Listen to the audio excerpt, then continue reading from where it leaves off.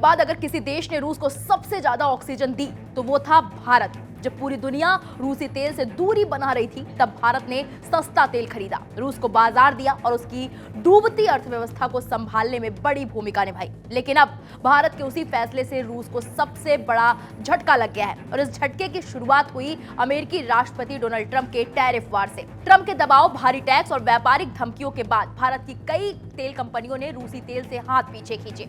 नतीजा ये हुआ कि रूस अब अपने नेशनल वेल्थ फंड से सोना और विदेशी मुद्रा बेचने पर मजबूर हो गया है। आज की ये रिपोर्ट सिर्फ आर्थिक नहीं बल्कि भू राजनीतिक भूचाल की कहानी है। दरअसल अमेरिकी राष्ट्रपति डोनाल्ड ट्रंप लगातार भारत पर दबाव बना रहे थे कि वो रूसी तेल खरीदना बंद करे।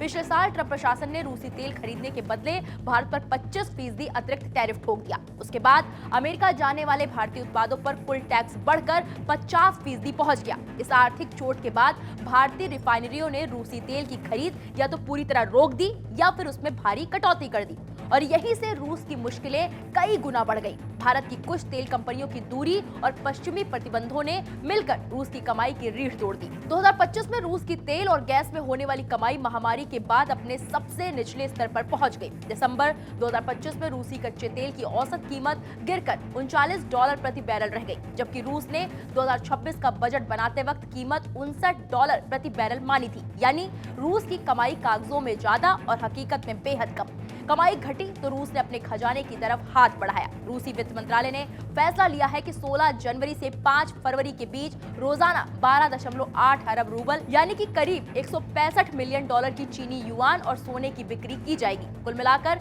192.1 अरब रूबल यानी कि 2.48 अरब डॉलर बाजार में उतारे जाएंगे।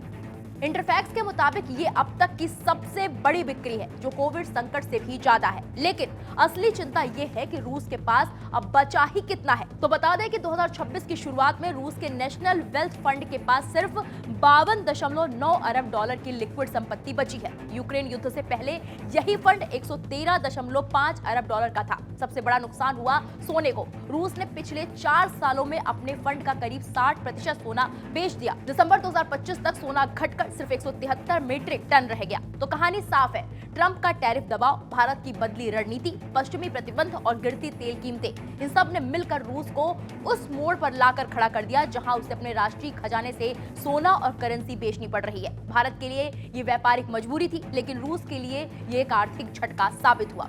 अब सवाल ये है, क्या रूस इस दबाव को झेल पाएगा या फिर आर्थिक संकट यूक्रेन युद्ध की दिशा बदल देगा? फिलहाल इस पूरे मामले पर आपकी क्या राय है, हमें कमेंट बॉक्स में जाकर जरूर बताएं।